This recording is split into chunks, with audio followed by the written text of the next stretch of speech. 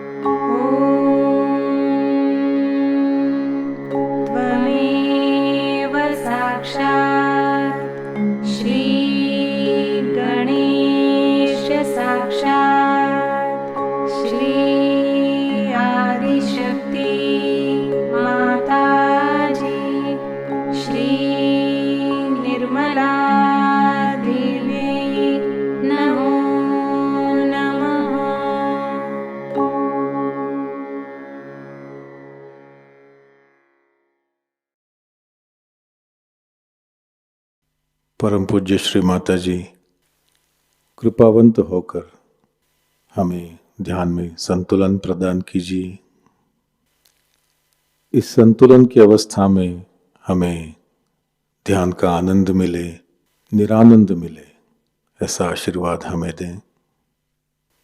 परम पूज्य श्री माता जी, आपकी कृपा में इस संतुलन की अवस्था में हम अपनी ध्यान की गहराई में उतर सके, ऐसी स्थिति हमें प्रदान कीजिए।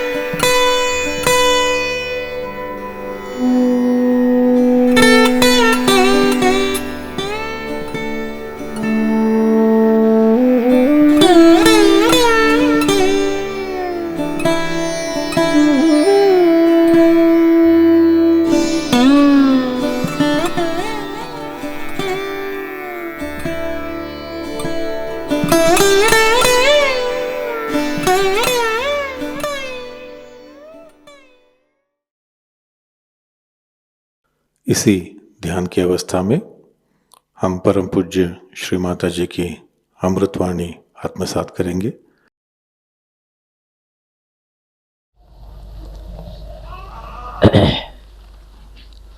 दिल्ली वालों में जितना प्यार भरेगा उतना ही कल्याण का मार्ग बनने वाला है। प्रेम के प्रति उदासीन होने वाले लोग सहयोग में बढ़ नहीं सकते। हम दूसरों को कितना प्यार दे सकते हैं इसकी पूरी कल्पना अभी आपको नहीं है, क्योंकि हमारे अंदर प्यार का सागर बसा हुआ है और उसकी झलक मात्र भी हमने अभी तक देखी नहीं कि हम कितने प्यार से ओतप्रोत हैं। परमात्मा ने भी हमें बनाया सो अपने प्यार में ही बनाया है और जिस चैतन्य को आप जानते हैं और जिस ब्रह्म को आप महसूस करते हैं, ये ब्रह्म भी उनका प्यार ही है। प्यार ही सत्य है। जो मनुष्य किसी से प्यार करता है या स्त्री किसी बच्चे से प्यार करती है, पति से प्यार करती है, तो वो उसके बारे में सब कुछ जान जाती, तो भी वो बाह्यता जानना हो जाता है। लेकिन आप जब चैतन्य से किसी को जानते हैं तो उसके बारे में आप सब कुछ एक साथ जान सकते हैं। इसको आपने प्रत्यक्ष में अनुभव किया है। आप खुद जानते हैं कि आप अपने उंगलियों पर इस चैतन्य को भी जान सकते हैं, अपने को भी जान सकते हैं और दूसरों को भी जान सकते हैं। लेकिन अभी तक ये हमारे अंदर आस्था नहीं आई कि ये चैतन्य प्यार, परमात्मा का प्यार है। ये प्यार की शक्ति है। शक्ति का अर्थ तो हम लोग हमेशा विध्वंस से लगाते हैं, किसी की घृणा से लगाते हैं, लेकिन परमात्मा का जो प्यार है वो जब हमारे अंदर उतरता है तो पूरी तरह से हमें शांतिमय बना देता है, जिसको कि अंग्रेजी में कहते हैं रिलैक्स्ड। किसी भी तरह की हिंसक भावना हमारे अंदर आ ही नहीं सकती, किसी तरह का भी आतताई एग्रेसिवनेस आ ही नहीं सकती। और जब एग्रेशन अवतरणों ने किया भी तो वो इसलिए कि वो शांति के विरोधक थे, वो प्रेम के विरोधक थे, वो द्वेषपूर्ण थे, राक्षसी थे। आज संसार में सब दूर आसुरी विद्या फैल गई। कृष्ण ने बताया था कि आसुरी विद्या जब फैलती तो बहुत जोर में पकड़ लेती। इसकी वजह क्या हो सकती है, ये सोचना चाहिए। आसुरी विद्या जल्दी फैलती है और सहयोग धीरे धीरे क्यों फैलता है। सोचना चाहिए कि जो इतनी अच्छी चीज़ है, जो सर्वोत्तम चीज़ है, वो धीरे धीरे फैलती, और जो गंदी चीज़ें हैं वो इतने जल्दी क्यों फैल जाती। इसकी वजह यह है कि जब मनुष्य की चेतना बढ़ती है तो वो उल्टी तरफ बढ़ती है। ऐसे भी श्री कृष्ण ने यह भी बात कही है कि अधोगति पर जाती। ये पेड़ का जो मूल है वो आपके मस्तिष्क में है, तो इस ब्रेन की ओर जाने का क्या मार्ग है, ऊर्ध्व गति की ओर जाने का क्या मार्ग है। आप तो जानते हैं कि कुंडलिनी के जागरण से आपका जो चित्त है वो ऊर्ध्व गति को प्राप्त होता है, पर अगर आप ऊर्ध्व गति की ओर जा रहे हैं और बार बार आप अधोगति की ओर उतर आते हैं तो इस बंदर कूदी में आप कहाँ पहुँच पाइएगा। जैसे स्कूल में पढ़ाया जाता है कि एक आदमी था, उसने 4 दिन काम किया, फिर वो भाग गया। फिर दूसरा एक आदमी आया, उसने 2 दिन उस काम को तोड़ा, फिर वो भाग गया। फिर उसके बाद तीसरा आदमी आया। तो ऐसी हालत में वो काम पूरा कैसे हो सकता है। आज बनाया कल तोड़ा, क्योंकि हम उस अधोगति से ऊपर उठ रहे हैं, उस जड़ता से हम ऊपर उठ रहे हैं, इसलिए उधर खिंचाव ज़्यादा हो जाता है और इसीलिए बहुत जोर लगा करके ऊपर उठना पड़ता है। हालांकि परमेश्वर की शक्ति आतुर है कि आपको कमल के जैसे सुंदर ऊर्ध्वगति दान करें, और उसने प्रदान किया भी है, लेकिन उस दशा में रहने के लिए आपको थोड़ा सा जोर लगाना पड़ता है, और जोर बड़ा सुंदर है, वो है प्यार का। अब प्यार का विश्लेषण कैसा किया जाए। प्यार का मतलब ये होता है कि जहां आप कोई सा भी कार्य करते हैं वो अपने हित के लिए और दूसरों के हित के लिए होना चाहिए। हित आत्मा का साध्य होना चाहिए। आत्मा का हित जो है वही प्यार है और वही आनंद है। अब हम देखते हैं कि दुनिया में लोग किसी भी एक धारणा पे जुट जाते हैं। यही बात ठीक है, ऐसी करना चाहिए, यही होना चाहिए, मैं यही ठीक समझता हूँ, ऐसे करना चाहिए। इसे हम लोग अहंकार कहते हैं। अहंकार माने मैं करता हूँ। कितने बार आपसे मैंने बताया कि हम कुछ भी नहीं करते। कोई मरी हुई चीज़ को अगर हम दूसरी मरी हुई चीज़ बना दें तो हम क्या करते हैं। समझ लीजिए अगर एक पेड़ मर जाए और उससे हम एक फर्नीचर बना दें तो हमने क्या विशेष चीज़ कर ली, कुछ भी नहीं किया। एक मरी से दूसरी बना ली, और मरी हुई चीज़ों को इस्तेमाल करने से हम भी धीरे धीरे मरते हैं, माने हमारे भी अंदर आदतें जुट जाती हैं। जैसे कि हमें अगर आदत हो गई कि हम पलंग पे सों तो ज़मीन पे नहीं सो सकते, फिर पलंग उठाते फिरिए दुनिया भर में। अब हमारी क्योंकि जड़ता से ही प्रगति हुई है, जड़ की ओर आकर्षण एक तरह से बना हुआ है, उसको तोड़ने का एक ही तरीका है, क्या हम अपने से प्यार करते हैं? क्या हम स्वयं को प्यार करते हैं? अगर हम स्वयं को प्यार करते हैं तो कितनी बातें उसमें आ जाती हैं कि क्या हम कोई सा भी कार्य करते वक्त अपना अपमान या उपमर्द तो नहीं करते, माने चिढ़ जाना, बिगड़ जाना, नाराज हो जाना, जिसके लिए फिर हम दुखी भी हो तो भी जिस वक्त हुआ सो तो उतर गई आपकी इज्जत। दूसरी बात, अगर हम अपने से प्यार करते हैं तो हमारे अंदर एक तरह की ऐसी व्यवस्था होनी चाहिए कि दूसरा देखने वाला कहे कि कोई संत खड़ा हुआ है। आप लोग सब संत हो गए, थोड़े अधकच्चे भी हैं, ये नहीं मैं कहती कि सब पक्के संत हो गए, अधकच्चे तो सही पर हो तो गए आप संत। आप असंतों के जैसे तो घूम नहीं सकते।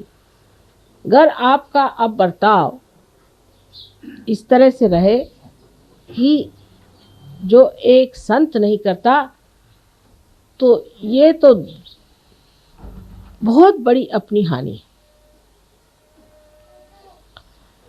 क्योंकि एक तो पहले आपको संत होना नहीं चाहिए था, नहीं होते तो लोग कहते चलो ये उचक्के ही हैं, चोर हैं, चलो इन पे तो ऐसे ही हैं, घुमा करते हैं ऐसे 2500 गलियों में, ऐसे बहुत से देखे गए। लेकिन आप संत हैं तो उसकी एक अपनी हस्ती है जो कि माननीय होनी चाहिए, जिसको लोग माने। लेकिन माने कैसे अगर वो माननीय नहीं है? तो प्यार जब तक असलियत पे नहीं आता, जब तक असली प्यार नहीं होता है, तब तक झूठे प्यार से हम अपना उत्थान नहीं कर सकते। अब अगर हम अपना प्यार इस तरह से तौले कि हमने अपने लिए क्या किया, हमने ज़मीनें खरीद ली, मकाने बना लिए, बाल बच्चे हमारे पड़ गए, सब कुछ हो गया, अब हमने अपने लिए क्या किया? स्वार्थ, स्व का अर्थ हमने लगा लिया क्या? अपने लिए हमने कौन सी सेवा की? माँ की सेवा तो बाद में होगी, पहले अपनी करो बेटे। अपनी सेवा में क्या प्राप्त होने का है, क्या हमारा लक्ष्य है, वो सोच लेना चाहिए। हमें क्या पाने का? हमें पूर्णतया परमात्मा के साम्राज्य में अधिकार से बैठना है, उस अधिकार को हमें प्राप्त करना है। उसके लिए हमने कौन सी गतिविधियां की, कौन सी व्यवस्था की है अपने जीवन के साथ, कौन से तौर तरीके अपनाए हैं, ये सोचना चाहिए। अब सहयोग में कितनी बार बताया गया कि भाई अगर आपको आगे बढ़ना है, इस वृक्ष को ऊपर की ओर चढ़ाना है, तो आपको ध्यान करना चाहिए। अब इस पे लोग सोचते हैं कि माँ ध्यान से कैसे होता है? अब देखिए कैसे होता है। जब तक आप ध्यान नहीं करते हैं, मन चल बिचल थोड़ा सा रहता है। जब आप सहयोग के विधि के साथ ध्यान करते हैं तो आप निर्विचार में उतर जाते हैं। निर्विचारिता आपको शांति प्रदान करती है। अगर समझ लीजिए एक पेड़ आप लगाइए, वहाँ रोज भूकंप हो रहा हो, तो क्या वो पेड़ पनप पाएगा? जिस जगह शांति होगी वहीं न तो पेड़ बढ़ेगा। जहाँ अशांति है, जहाँ हर चीज हिल रही है, डावाडोल है, वहाँ क्या कोई पेड़ पनप सकता है? जिस हस्ती में शांति प्रस्थापित हो गई है, वहीं पे ये पेड़ बढ़ सकता है। इसलिए पहले निर्विचारिता में उतरना पड़ेगा। उसके लिए ध्यान के सिवाय और कोई सा मार्ग मुझे नजर नहीं आता। पहले ध्यान में स्थित होकर के अपनी निर्विचारिता हमें स्थित करनी चाहिए। कितने देर के लिए हम निर्विचार रह सकते हैं, ये सोचना चाहिए। जैसे अभी कोई सुंदर चित्र है, उसकी ओर आपने देखा और आप निर्विचार हो जाएं, तो सोचना चाहिए कि आपकी शक्ति बढ़ गई है। किसी भी चित्र के ओर देखने के बाद आप में अगर ऐसी भावना है कि ये चित्र अगर मुझे मिल जाए तो कैसा होगा, इसको कहाँ से खरीदना चाहिए, ये कितने का है, ये किसने बनाया, माने अगर विचारधाराएं शुरू हुई, तो ये समझ लेना चाहिए कि हमने इस चित्र से प्यार करना शुरू कर दिया है, अपने से नहीं।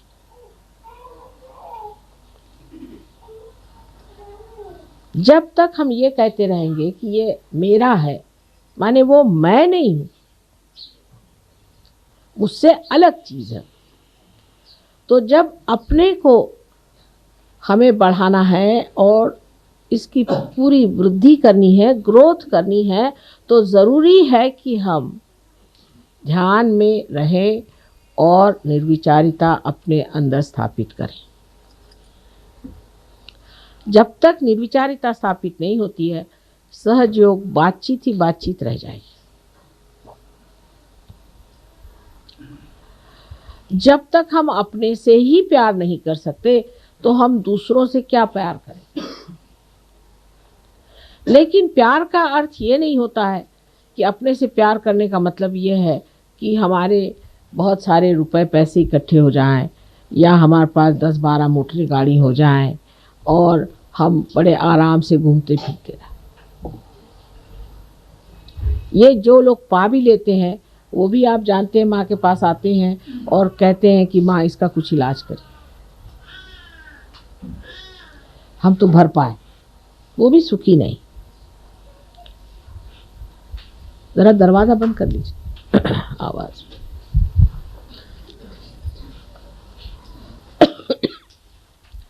अब जो अपने से प्यार करता है, वो सब चीज से देखता है कि ये शरीर जो परमात्मा का है, जो उसका मंदिर है, उसे किस तरह से सुंदर स्वच्छ रखा जाए। इस मामले में भी बड़ी गलत धारणाएं संसार में हैं। जैसे आजकल के मॉडर्न ज़माने में बहुत सी बातें निकल आई कि साहब हर एक आदमी को दुबला होना चाहिए। अब उसके लिए चाहे आपको टीबी हो जाए तो भी आप दुबले हो जाएंगे।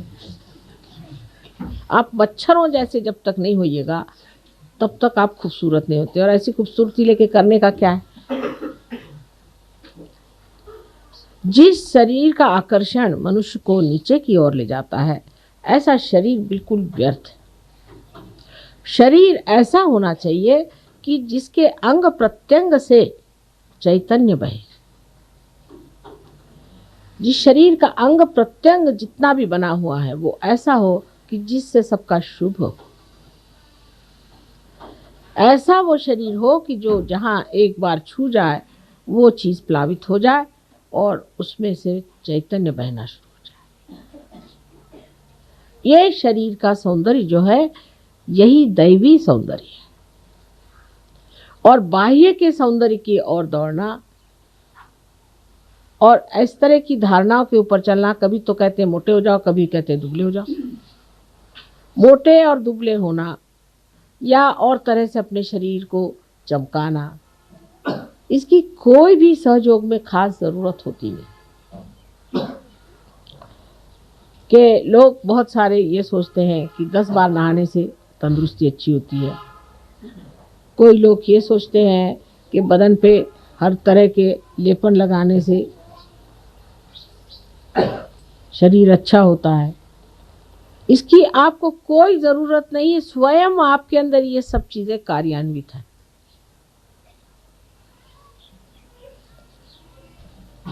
ध्यान ये देना चाहिए, क्या हमारे शरीर की यष्टि ऐसी है कि इसके अंग प्रत्यंग से पवित्रता बहती है? हमारी ओर देखकर लोगों को क्या पवित्रता की भावना आती है कि अपवित्रता?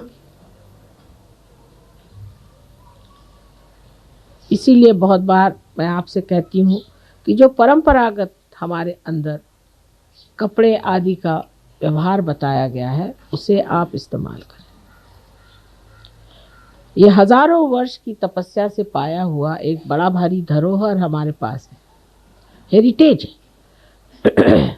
और उसकी परंपरागत जो चीजें हैं उनको संभालने का प्रयत्न, परंपरागत जो कलाएं हैं, परंपरागत जो आभूषण आदि हैं, उसके जो वस्त्र आदि हैं, ये हजारों वर्षों से हमारे देश में परख के पाए हुए हैं। उनको आपको इस्तेमाल करना चाहिए, उसका उपयोग करना चाहिए। लेकिन हम लोग इतने अभिभूत हैं पाश्चिमात्य देशों से कि हम अपनी जो कुछ भी संस्कृति है, संस्कृति जो पवित्र बनी हुई कृतियां हैं, उसको भूल करके बाहर की चीज़ों को अपना लेते। और इसी से हमारे अंदर जो चीज़ अत्यंत महत्वपूर्ण है, जिसे हम आत्मा कहते हैं, उस पे आवरण पड़ जाते हैं। अपने देश की हजारों वस्तुएं ऐसी हैं जो आत्मा को सजाती हैं, दबाती नहीं, लेकिन हमारी दृष्टि बाह्य की ओर जल्दी जाती है। उसकी भी वजह है, मनुष्य होने के नाते दृष्टि बाहर जाती ही है। एक बार आपसे समझाया था मैंने कि ऐसा क्यों होता है। लेकिन जब हम अपनी ओर दृष्टि ले जाना चाहते हैं तो मन ही मन मुस्काते हैं और सोचते हैं कि कितना सुंदर है अंदर, कितना पवित्र है अंदर, कितना आनंदमय है। इसको छोड़ करके हम और क्यों भटक रहे हैं? लेकिन क्योंकि वो प्रांगण हमने अभी तक पाया नहीं, उसको जाना नहीं, इसलिए हम ये कार्य कर रहे हैं। इसीलिए हम अपने को इतना प्यार नहीं कर पाते, ऐसी चीज़ों को प्यार करते हैं जो हमारी आत्मा को धूसर करते, हमें दिखाई न दे। बहुत सी बातें इस तरह की हमारे जीवन में हैं। अब जैसे पाश्चिमात्य लोगों की बातें हैं, अब तो हम रह चुके हैं वहाँ, हम देखते हैं कि इतना बिला वजह वो लोग अपने जीवन को बर्बाद कर रहे हैं, अधोगति में जा रहे हैं कि इन लोगों के लिए उठाना बहुत ही मुश्किल, वो समझाना बहुत ही मुश्किल काम है, क्योंकि इनके अंदर कोई जड़े ही नहीं। जो आए जो जिधर चाहे बहका दे, इधर बहका दे तो इधर बह गए, उधर बहका दे तो उधर बह गए। लेकिन आपकी जड़ें हैं और आप ही लोग उनका उद्धार कर सकते हैं। वो लोग अपना स्वयं उद्धार नहीं कर सकते, उनकी मदद आपको करनी कि अपनी जड़ों को पहचाने। और ये जड़ का जो ज्ञान है, जो सहयोग में निहित है, सहयोग में छिपा हुआ जो ज्ञान है, वो इस जड़ का, ये आप लोग जानिए। तो दूसरी बात ये आ जाती है कि शरीर के साथ आपका ज्ञान भी प्रगल्भ होना चाहिए, वो भी एक संतों जैसा होना चाहिए। पहले संत लोग कोई यूनिवर्सिटी नहीं गए, कॉलेज नहीं गए, पढ़ते नहीं थे, बहुतों को शायद लिखना पढ़ना भी नहीं आता हो, ऐसे भी संत साधु हो गए हो। लेकिन संतों के लक्षण सारे उनमें थे। सबसे बड़ा बेटी आलो सगुणाशी, मैं तो निर्गुण देखने आया था, निराकार देखने आया था, तुम तो सगुण खड़े हुए। ये तो सिर्फ सहयोगी समझ सकते हैं भाषा को, लेकिन क्या हम लोग ऐसा एक दूसरों से कहते हैं? क्या हम ये समझते हैं कि जो निराकार है वो सगुण आप लोगों में बैठा हुआ है? वो साकार होकर के आपके अंदर जागरूक है? क्या ये भावना हमें एक दूसरे के प्रति है? ये श्रद्धा और ये आदर हम लोगों को एक दूसरों के प्रति है? जो एक दर्जी को कुम्हार के प्रति था वो है। इसमें आप किसी भी पोजीशन के हो, बड़े हो छोटे हो, इससे कोई फर्क नहीं पड़ता। गुरु नानक के पास जब नामदेव गए तो उनका बड़ा स्वागत हुआ और उनसे कहा गया कि आप अब कुछ पंजाबी में कविताएं लिखिए। तो आपको आश्चर्य होगा कि नामदेव की किताब इतनी बड़ी है, उसमें से आधी जो है उसमें हिंदी और पंजाबी में कविताएं, और इतने सहूलियत से उन्होंने पंजाबी और हिंदी भाषा में लिखा है। मराठी भाषा और हिंदी भाषा का तो मेल है ही, लेकिन पंजाबी का इतना मेल नहीं बैठता। मैं भी पंजाबी भाषा जानती हूँ और आश्चर्य की बात है कि इतना सुगम और इतना सुंदर लिखा है सारा कुछ कि पढ़ते ही बनता है। पर उनका कितना आदर श्री नानक साहब ने किया कि ग्रंथ साहब में तक उनके सखूबाई जो कि बर्तन मांजने वाली घर की औरत थी, उसका तक ग्रंथ साहब में उदाहरण है। इससे आप समझ सकते हैं कि संतों की जो मान्यता है वो संत ही कर सकते हैं। और क्या करेंगे? औलिया निजामुद्दीन हो गए। आप जानते हैं कि उस वक़्त के सुल्तान ने कहा कि कल तुम मेरे सामने सर नहीं झुकाओगे तो तुम्हारी गर्दन कटा दूंगा मैं कल, और दूसरे दिन उनकी गर्दन कट गई। संतों को पहचानने वाले संत ही होते। तो पहले अपना संतपना जो है वो ठीक होना चाहिए, नहीं तो आप संत को पहचानिएगा कैसे? अगर आपके अंदर वाइब्रेशंस ही नहीं आ रहे हैं, अगर आप निर्विचार ही नहीं हो रहे हैं, जब आपके अंदर सहयोग का कुछ कमल ही नहीं खिला हुआ, आपका हृदय ही जब बंद है, तो आप संतों का मान कैसे करेंगे और आपका भी मान कौन करेगा? सीधा हिसाब।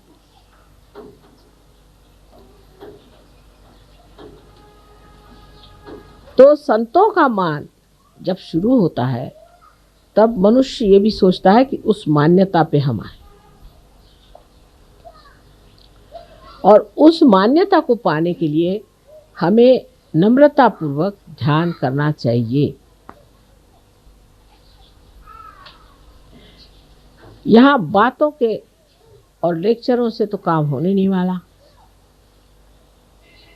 हम सहयोगी करके भी नहीं होने वाला, सर्टिफिकेट लगाने से भी नहीं होने वाला, आप कितनी भी डोनेशन दें नहीं दें कुछ करें उससे नहीं होने वाला। इसमें जब तक फल नहीं लगेंगे तब तक यही लोग कहेंगे कि हाँ हम जानते हैं ये भी एक है खड़े हुए, ऐसे बहुत देखिए। सो फलद्रूप होना चाहिए, इसमें फल लगने चाहिए, और उसके लिए सबसे पहले इस प्यार का वर्ण करना चाहिए, जिस प्यार में मनुष्य के पास सत्य का दर्शन होता है। इतना ही नहीं, पर उसमें सूझता आती है, विजडम आती है। इस प्यार में विजडम आती है, और उस प्यार के साथ, उस मोहकता के साथ, उस मृदुता के साथ धीरे धीरे ये पेड़ बड़ा सुंदर बढ़ने लग जाता है। इसको संवारना चाहिए, इसको प्यार से संवारना चाहिए, मान देकर संवारना चाहिए, अपना मान रख के संवारना चाहिए, इसको बढ़ाना चाहिए, इसको सजाना चाहिए इस तरह से कि लोग देखें और कहें कि वाह रे वाह, कितने संत इस माँ ने बना दिए। पहले तो एक ही दो दिखाई देते थे, और फिर देखिए कि उस ज़माने में बेचारे एक कहीं तो नामदेव, एक कहीं तो नानक साहब, एक कहीं तो कबीर, एक कहीं तो वो बेचारे कोरा कुंभार, तो दूसरे ज़माने में हुए तो दो चार और हो गए। उनकी कोई जमात तो नहीं थी, उनका कोई विश्व निर्मल धर्म तो नहीं था जिसके बूते पे खड़े हो जाए। इतने संतों का समागम और इतनी सुंदर मंडली तो कभी नहीं बनी थी। लेकिन उसके जगह अगर कुरूपता दिखाई दे तो समझ लेना चाहिए कि अभी हमने अपने को प्यार नहीं किया। और माँ तो हमको इतना प्यार करती है और हम अपने को नहीं प्यार करते। अपने को शुद्ध स्वच्छ बनाना, इससे बढ़कर और क्या अपनी मनुष्य सेवा कर सकते। और जितना मनुष्य आपको देखेगा कि आप इतने ऊंचे हस्ती हैं, इतने शरीफ, असलियत में, ज़बानी जमा खर्च में नहीं, तब वो समझेगा कि आप में एक नई जोत जग गई है और वो भी चाहेगा कि हमें भी ये जोत मिल जाए। सहयोग का बढ़ने का एक ही तरीका मैं देखती हूँ कि आपको देखकर लोग कहें कि सहयोग विशेष है। मैं तो रियाद गई थी, वहाँ कह रहा वो आपके सहयोगी जो है वो तो अजीब आदमी है।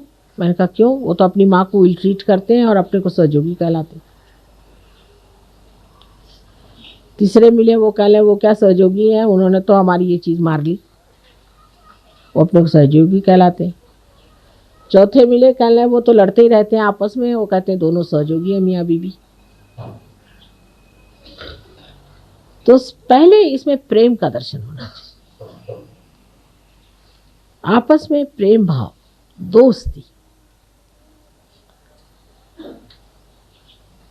लेकिन चालाकी करना सहयोग में मान्य नहीं। जो चालाक है वो महामूर्ख है मेरे विचार से, तो कि वो अपने ही को धोखा दे रहा है। किसको धोखा दे रहा है भाई? तो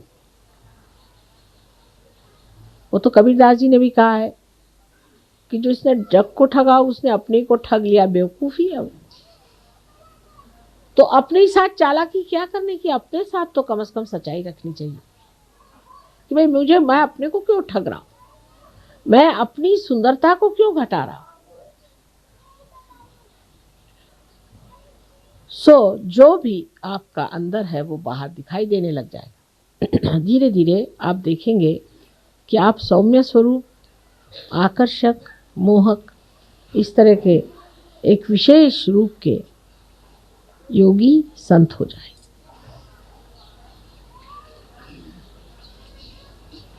यही मैं दिल्ली वालों से विनती करती हूँ। दिल्ली में सहयोग में जो कुछ भी मैं देखती हूँ वो ये सोचती हूँ कि ये लोग अपने से प्यार नहीं करते। एक तो सरकारी यहाँ जो असर है कि सरकार से आगे भी एक बड़ी भारी सरकार बैठी हुई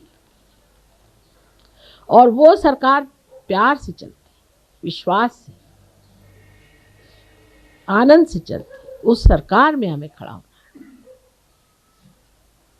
इस भावना को दृढ़ करना है और अपने प्रति पूर्ण विश्वास रखना है कि हम होंगे, यही करें। जब तक आप लोग इस दशा में नहीं पहुंचेंगे, आप इस देश का भी कुछ कल्याण नहीं कर सकते, अपने घर वालों का भी कोई कल्याण नहीं कर सकते, किसी का भी नहीं कर सकते। अगर आप ही के पांव जमे नहीं है ज़मीन पर तो आप किसको बचा सकते हैं बताइए? आप खुद ही डामाडोल खड़े हुए हैं तो जिसके साथ दो चार और आ जाएंगे तो आप डूब जाइएगा। और यही होता है। इसीलिए हम देखते हैं कि आसुरी विद्या आदमी जल्दी पकड़ता है और शुद्ध विद्या कठिनाई से पकड़ता है। हमें आप मानते हैं सो तो ठीक है, मानना तो है ही, क्या करें आप।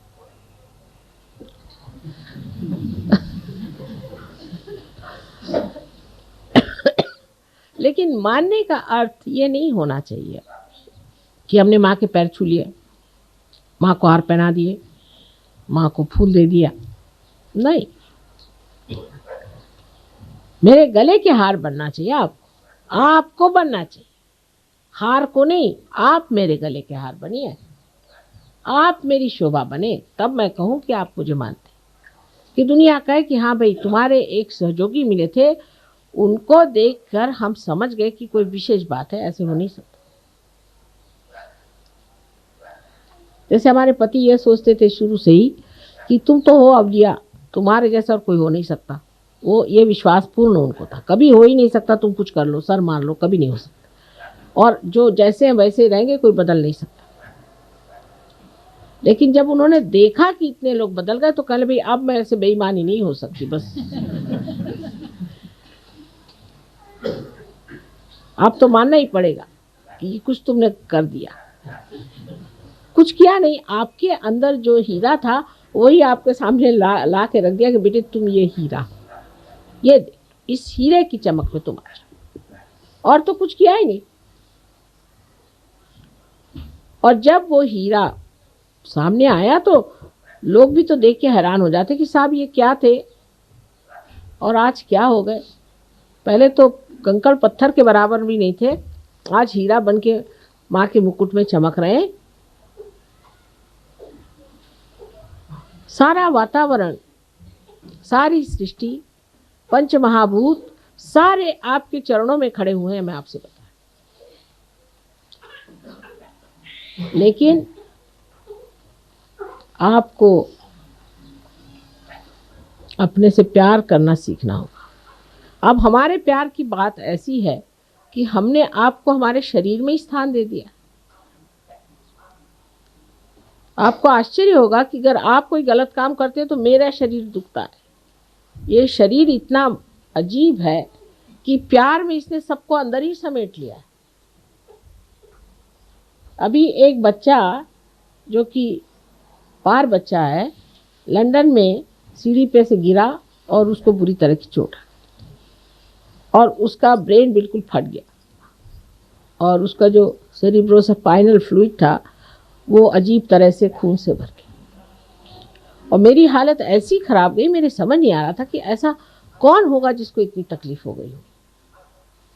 और जैसे ही वहाँ से फ़ोन आया और इन्होंने बताया कि माँ ऐसा ऐसा एक बच्चा गिरा वो और उसका ऐसा हुआ, उसी वक्त मेरी तकलीफ ठीक हो गई और बच्चा भी उधर ठीक हो गया,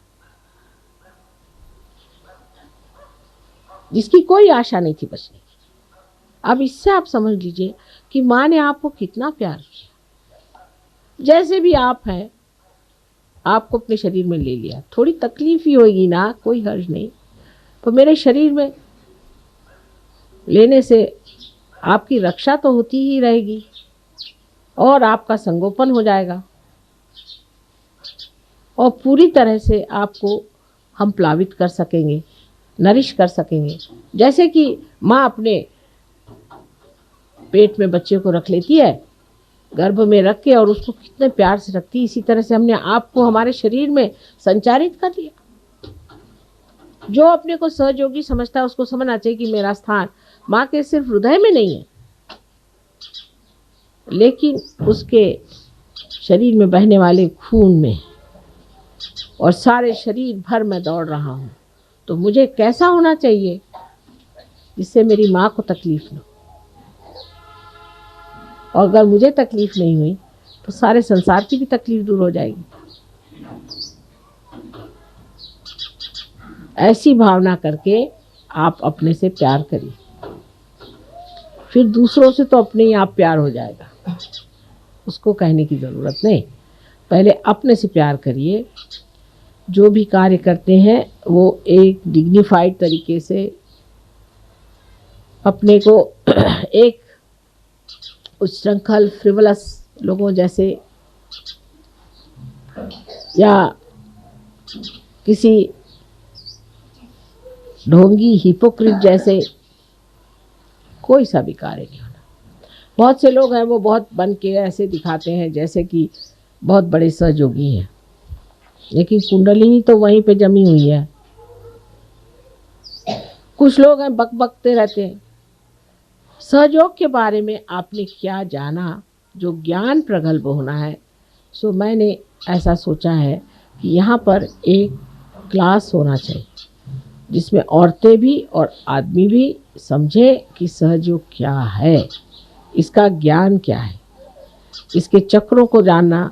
बहुत से लोग मैंने देखा एडवेंट खरीदते हैं जैसे कोई धर्म पुस्तक हो, और ख़रीद के उस पर सुंदर मखमल का वो चढ़ा के उसकी रोज़ पूजा करते।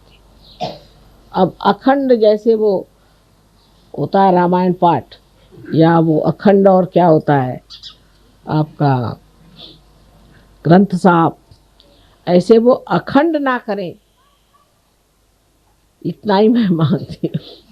क्योंकि पढ़े जा रहे हैं, एक उंगली रखी फिर दूसरा, उसने उंगली रखी फिर वो पढ़ते जा रहा, खोपड़ी में कुछ भी नहीं जा रहा।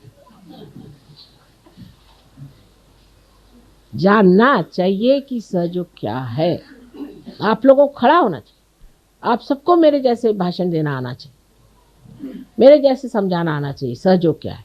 एक शिक्षा है, इसे सीखना चाहिए। अभ्यास, जो कि श्री कृष्ण ने कहा कि अभ्यास है, अभ्यास करना। चीज क्या? सहयोगी हम हैं, अब हम सहयोगी हो गए। लोग कहेंगे भाई ये क्या होता है? अब पता नहीं, कुछ तो होता ही है।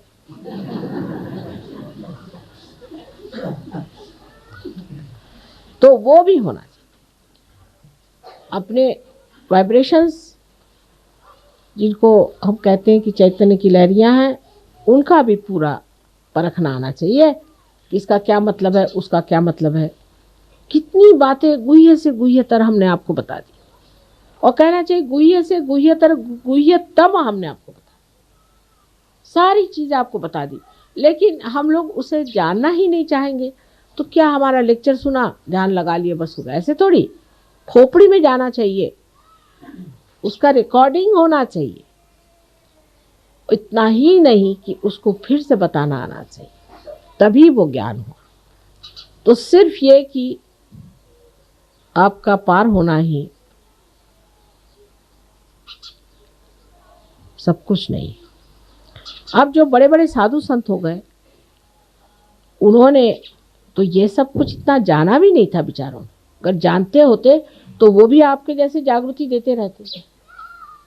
लेकिन अनेक जीवन जो उनके बीते, जिसमें उन्होंने जो कुछ भी सुकृत किया था, जिसके बूते पर वो इतने बड़े संत पद में पैदा हुए, वो सब पूर्व जन्म का पाया हुआ जो कुछ भी है, हजारों वर्षों का ज्ञान, वो उनके आगे स्पष्ट हो गया।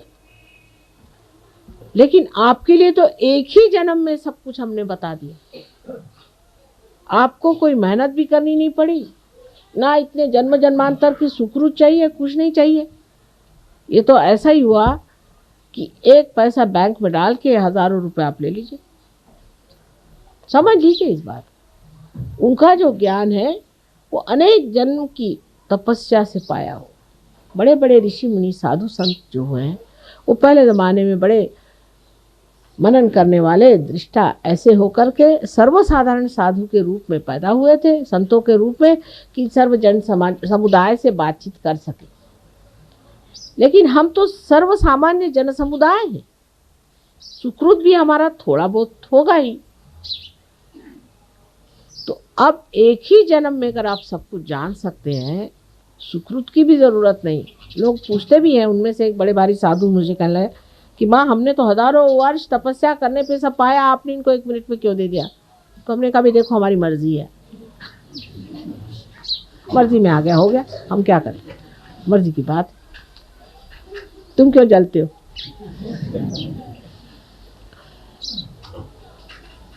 इस तरह की बात कि सोचना ये चाहिए कि एक ही जन्म में हमें सब कुछ मिला है, और मुझे अगर खुश करना है तो सिर्फ आपस में बिल्कुल बैर नहीं रखो।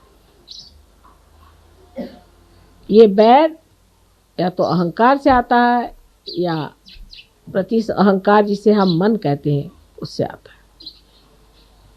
दोनों से परे आत्मा के सन्निध जा करके सबसे शांतिपूर्वक रहे।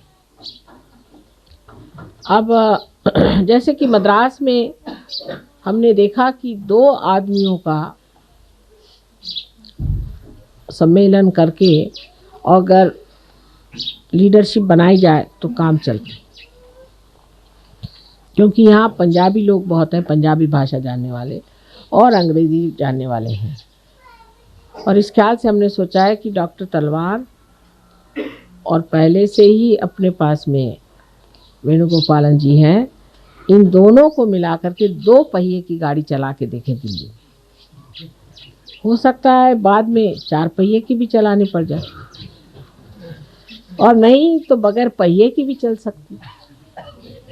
जिस दिन बगैर पहिए की चलेगी उस दिन असली गाड़ी बन गई।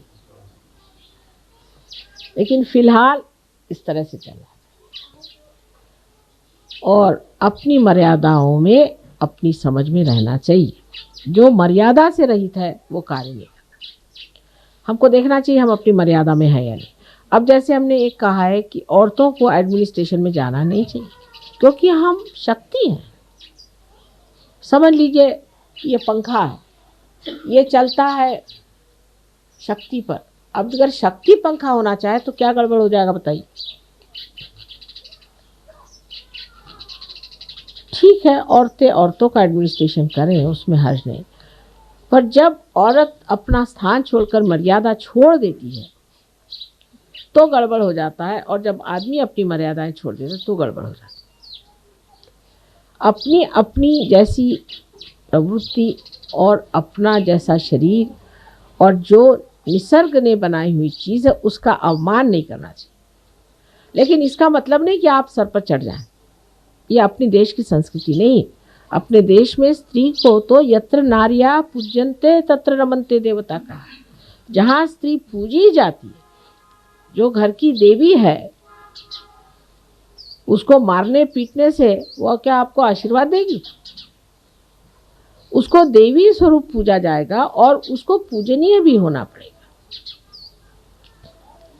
तो पंखे का काम शक्ति नहीं कर सकती और शक्ति का काम पंखा नहीं कर सकती। शक्ति को अपने जगह अपने इस गौरव में खड़ा होना चाहिए। आदमियों को ठीक है, पंखा जैसे हिलता है ऐसे हिलने दीजिए, दौड़ने दीजिए, मेहनत करने दीजिए। आप लोग बस खर्चा करिए।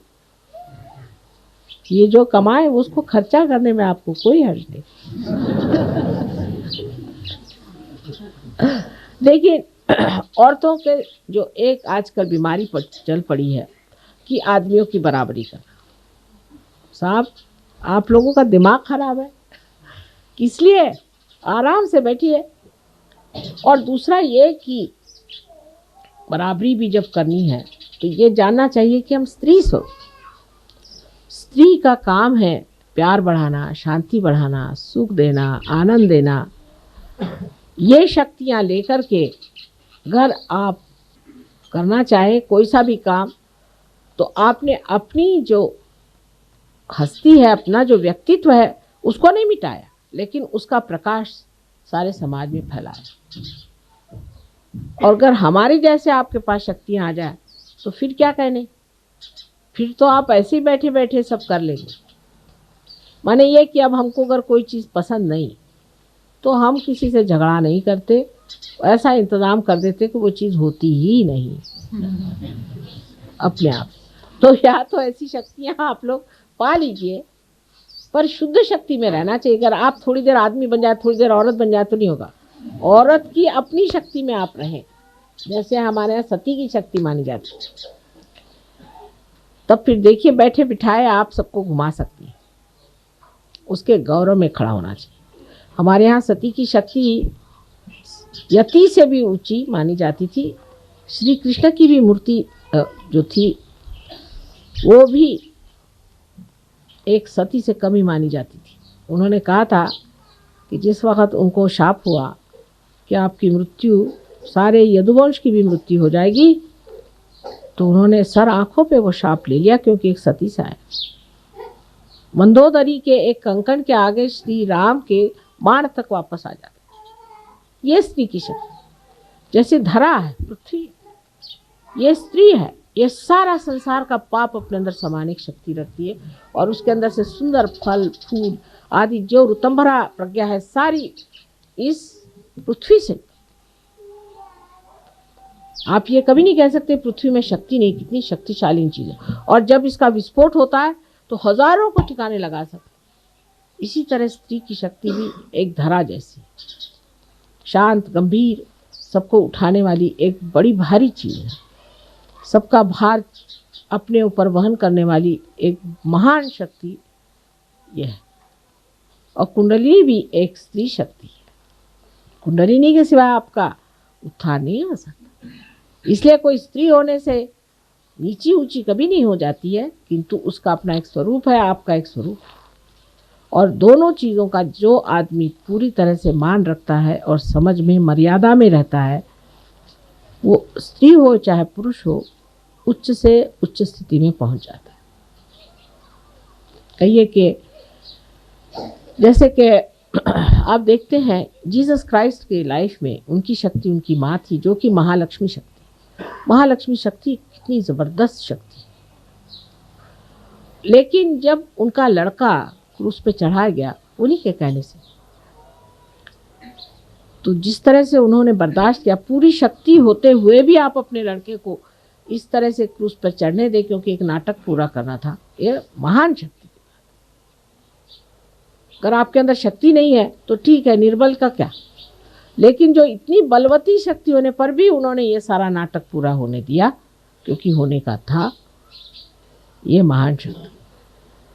इतिहास में शिवाजी की माँ का उदाहरण दिया जाता है कि एक लड़का जो शिवाजी, जिसको उन्होंने इतना पनपाया, इतना बड़ा किया, उसका इतना ऊंचे स्थान पे पहुंचाया, वो हर समय अपने लड़के को भी जिस तरह से शहीद बनाने पे तुली रहती। जिस वक़्त सिंहगढ़ को जीतना था, उनके पास एक चिट्ठी आई, वहाँ से कमल कुमारी नाम की लड़की थी, उसने एक चिट्ठी भेजी कि मेरे आप भाई हैं और मुझे बचाइए, नहीं तो मेरी इज्जत चली जाएगी। और उनके माँ के पास ये चिट्ठी आई, तो माँ ने शिवाजी को लिखा कि अगर आप खाना खा रहे हो तो हाथ धोने यहाँ चले आए।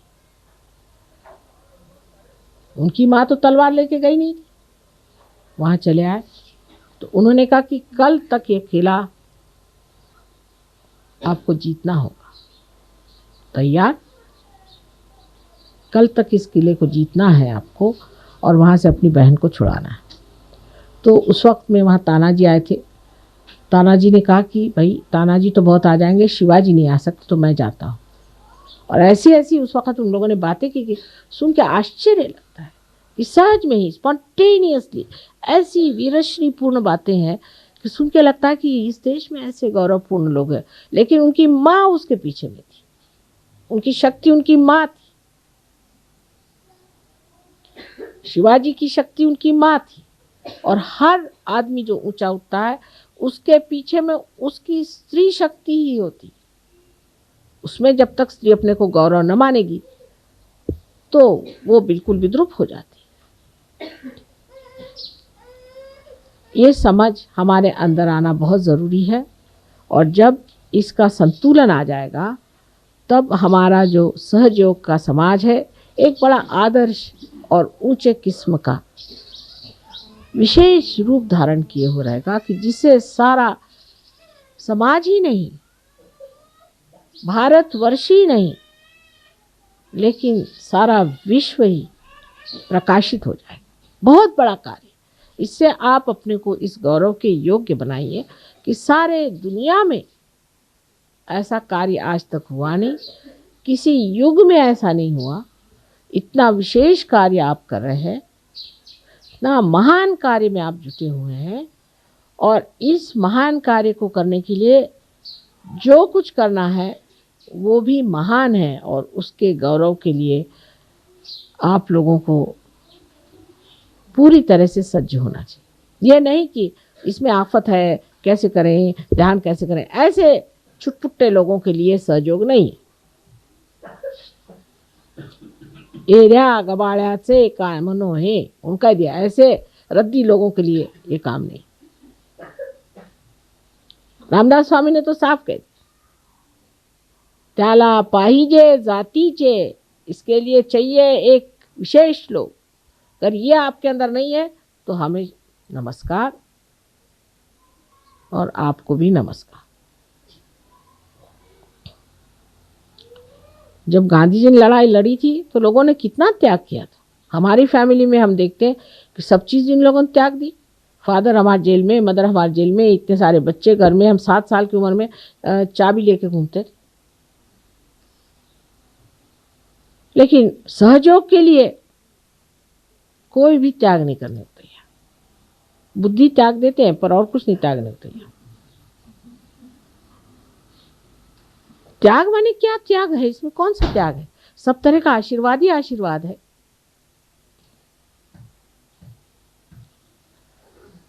इतने बड़े महान कार्य में तो वाकई में बहुत त्याग करने की ज़रूरत है, बहुत कुछ देने की ज़रूरत है, बहुत अनुदान चाहिए। पैसे का नहीं हो तो श्रम का चाहिए, मन का चाहिए, बुद्धि का चाहिए, सब चीज़ का अनुदान होगा तभी ये कार्य हो सकता है।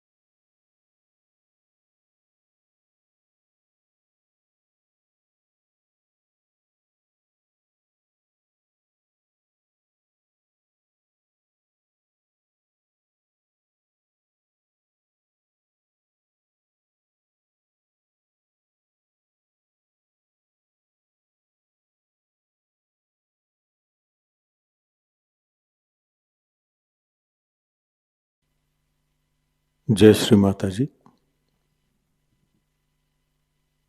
परम पूज्य श्री माता जी, कृपावंत होकर आप हमें निर्लिप्त साक्षी बनाइए। परम पूज्य श्री माता जी, कृपावंत होकर आप हमें ऐसी स्थिति प्रदान करें जिससे हम आपकी लीला को देख सकें। जो भी घटित हो रहा है उसको साक्षी भाव, निर्लिप्त साक्षी भाव से देख सके। परम पूज्य श्री माता जी, हमसे जो भी कार्य हो, जो भी कर्म हो, वो सब हम आपके पावन चरणों में रख सके, पूर्णतः समर्पित होकर रख सकें, ऐसी स्थिति हमें प्रदान करें। परम पूज्य श्री माता जी, आपके प्रति अनन्य भक्ति हो, इस तरह का आशीर्वाद और ऐसी ध्यान की स्थिति, आध्यात्मिक स्थिति हमें कृपा कर प्रदान कीजिए। श्री माता जी, आपके पावन चरणों में हमारे कोटि कोटि प्रणाम। कलेक्टिव बंधन।